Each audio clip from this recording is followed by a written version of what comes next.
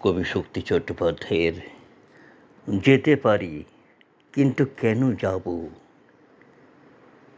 যেতে পারি কিন্তু কেন যাব, ভাবছি ঘুরে দাঁড়ানোই ভালো।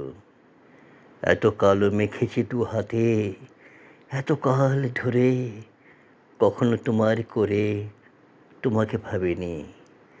এখন খাদের পাশে রাত্রিরে দাঁড়ালে চাঁদ ডাকে, আয় আয় আয়। এখন গঙ্গার তীরে ঘুমন্ত দাঁড়ালে চিতাকাঠ ডাকে, আয় আয়। যেতে পারি, যে কোনো দিকেই আমি চলে যেতে পারি, কিন্তু কেন যাব? সন্তানের মুখ ধরে একটি চুমু খাবো, যাব, কিন্তু এখনই যাব না।